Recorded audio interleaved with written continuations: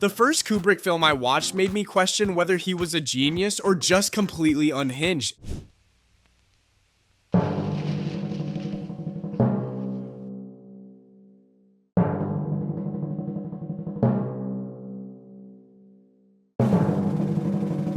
And here's where it gets even stranger. While Kubrick himself hated Fear and Desire, he once said it wasn't a film he remembered with pride, except for the fact that it was finished. And honestly, I get why. The pacing is all over the place. Scenes don't flow, characters feel scattered, and the story, forget seamless. It's like someone tossed pieces of film into the air and stitched them together at the last minute. And performances aren't doing you any favors either. Some actors try, but it's just not enough to anchor you. But let me tell you the thing that saves it. Kubrick's eye. Even in this early chaos, you see it. Frames are playful, and characters are positioned in almost hypnotic ways, like he's practicing a visual language he'll later perfect. You can feel the genius lurking behind the rough edges. It's messy, yes, but the seeds of greatness are unmistakable. To me, you're just an old man. You smell bad. I could kill you right here and now. Oh, I don't think you will. I wouldn't be too sure of that. Don't kill me. I don't want to die. I'll do anything you say. Anything. He was lost as soon as he looked at her. I love you. Caught in a double cross. Just when you thought the early Kubrick experiments couldn't improve, along comes Killer's Kiss. The pacing here is smoother, it actually feels like a story. You can follow it without getting dizzy, and the cinematography, gorgeous. Every street corner, every shadowed alley, it's pure black and white poetry. But don't get me wrong, this isn't flawless. The romance doesn't sell. You never really care about Davy Gordon the way you want to, and honestly, the film spends more time on boxing matches and tense action than on building his character. Still, compared to Fear and Desire, it's night and day. Kubrick's learning curve is insane. You can literally watch him practice the craft of storytelling while giving you something visually striking along the way. Have you ever seen a director improve that fast? I doubt it. The numbers have grown beyond wildest expectation. Yet winter is nearly upon us. Only a city could hold us now. Caesar! You now stand my word and my will. Prepare the men for march. I will press towards Spartacus.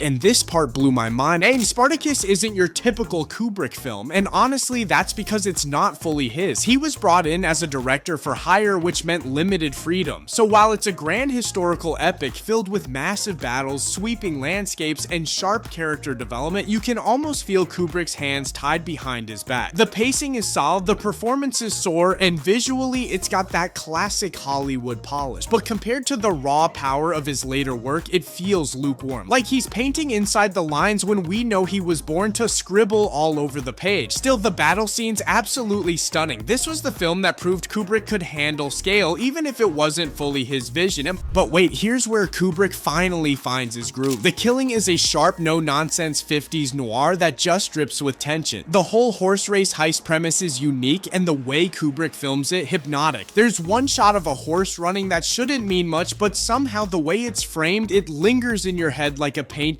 That's Kubrick, making the simplest images unforgettable. The pacing is tight, every scene ramps up the pressure, and by the time the heist unravels, you're glued to the screen. It's the first film where you really see his style locking into play. Would you believe this was only a few years after Fear and Desire? Evolution is wild. This one is now hard. Laughs. Talking about the title itself causes controversy. Kubrick adapted Nabokov's book at a time when censorship was stifling Hollywood. Honestly, you may witness it. Scenes get bound up too neatly, practically as though the censors had shears right on set. Kubrick still approaches the contentious topic with a blend of ominous tension and rather surprisingly sinister humor. Humbert is portrayed as the creep he is, yet the film occasionally feels as though it is letting him off a little too easily. Performance, especially Peter Sellers, who is captivating, and Kubrick's smart and clever cinematography save it though. Lolita was daring, even innovative for her day. Not perfect, but surely intriguing and a clue that Kubrick was prepared to push boundaries. And here Kubrick really showed his teeth. Paths of Glory is an anti-war classic, and the man was just 28 when he wrote it. At 88 minutes long, not 1 second was wasted. The film does not provide breadth. The weight of corruption, inequality, and the utter uselessness of war weighs on you from the instant Kirk Douglas steps in. Early tracking scenes across the trenches by Kubrick nearly advertise his next flair. Long, uninterrupted motions that make you feel present. The screenplay is clear, nearly vicious, and the bleak courtroom scenes stay long beyond the credits. Filled with passion and moral clarity, Douglas's performance seems ageless. Its message, war is nothing but terror clothed in uniforms, is furious, unapologetic, and persistent. Paths of Glory you absorb like a blow. You don't only watch it. Wait though, Kubrick reverses the roles entirely with Dr. Strangelove. It's war once more, but he now plays it for laughs, dark, stinging, and wickedly brilliant. This comedy operates on several levels. On the surface, it's funny and silly, yet nuclear policy and human folly are mercilessly criticized here. With an amazing range, Peter Sellers is essentially a three-role one-man arm. From one scene to another, he changes beyond all recognition. Include the famous war room camera work, vivid lights, crisp angles, and you have a film that is at once humorous and terrifying. Kubrick manages to combine absurd humor with serious political analysis somehow. It's not surprising that this is regarded as his best movie as well as his funniest. You giggle, then it dawns on you you're laughing at the end of the earth. Dave, do you mind if I ask you a personal question? No, not at all. I've wondered whether you might be having some second thoughts about the mission.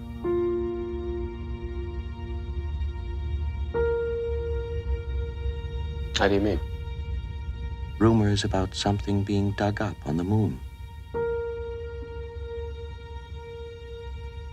I never gave these stories much credence, but particularly in view of some of the other things that have happened.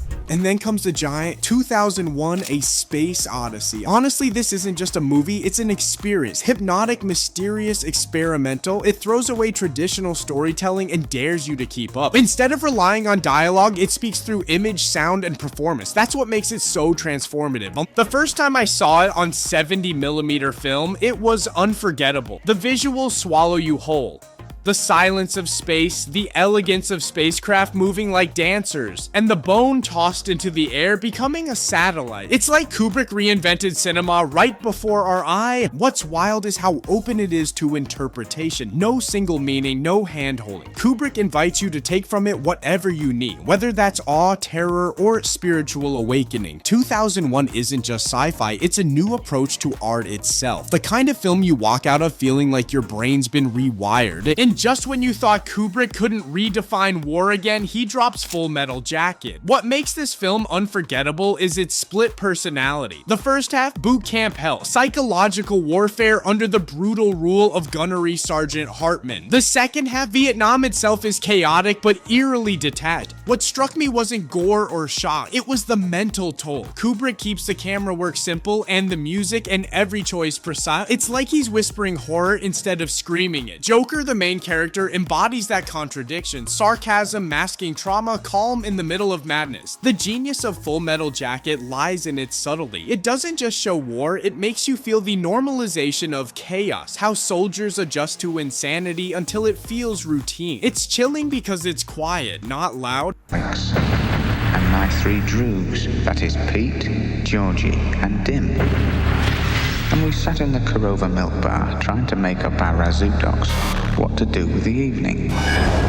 The Korova milk bar sold Milk Plus. And then arrives Kubrick's most unsettling dreamscape, A Clockwork Orange. If I had to choose his most daring production design, this is it. Horrifying, warped, yet oddly beautiful. Built like a broken dream, the movie is set in a near-future England that seems both alien and uncomfortably too near. You never quite get grounded. One moment you're startled, the next you're laughing at something you shouldn't. The tension never leaves. It is astonishing how faithful it is to Anthony Burgess's novel, yet it is utterly Kubrick's own. Still debatable today is the vagueness of its deeper meaning, free will, violence, morality. And that's the genius. You might not completely grasp it, but you will never forget it. This is a movie as a nightmare from which one cannot wake. Now, this is Kubrick's most horrific work. The best psychological thriller ever seen on screen is The Shining. It's not only a horror film. At first glance, it works perfectly. A haunted hotel, a guy losing his mind, and fear in every corridor. But go further and it is infinite. Theories about about symbolism, hidden messages, and even conspiracies about the moon landing. It's a rabbit hole. But ignore all that and the movie's still worse. You remain captivated just by the suspense alone. Shelley Duvall embodies pure fear, while Jack Nicholson gives a performance that feels simultaneously horrific and magnetic. And those images, the tricycle rides, the blood elevators, become permanently ingrained in your memory. While still providing infinite levels for those wishing to dissect every shot, The Shining stays available for regular viewers. That balance, utter Kubrick perfection.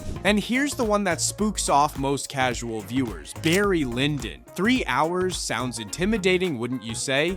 Time vanishes once you enter, however. This is Kubrick reimagining what historical cinema could be, not only a costume drama. Well, the picture is absolutely amazing. Candlelight transports you back to the 18th century. Though the production design is immaculate, it is Kubrick's humanization of history that sets it apart. These appear live, chaotic, and relatable rather than just stiff powdered wig characters. The immersion it offers astounds me. Those 3 hours glide rather than drag. Every frame is a masterpiece in pictorial narration. Every sequence is a painting. It shows Kubrick was a master of cinema itself, not only a specialist in a genre. And finally, Eyes Wide Shut, Kubrick's last film, and man is it divisive. Some call it messy, others call it brilliant, and honestly, it's both. The story dives into sex, society, class, and human fear, all wrapped up in an unsettling dreamlike haze. What's fascinating is how it forces you to interpret the characters, their emotions, their choices, even the meaning behind their actions. It's all left for you to figure out. It's cold, it's dark, and at times it feels completely heartless, but that's the point. Kubrick's final film wasn't about comfort, it was about exposing human nature at its rawest. And that last line, perfectly ambiguous, like he knew he was leaving us with a final puzzle. There you have it, every Kubrick film ranked and explained. Each one leaves a mark, whether you love it, hate it, or can't stop thinking about it. Now it's your turn. What's your favorite Kubrick movie? Drop it in the comments, and don't forget to like and subscribe for more deep dive.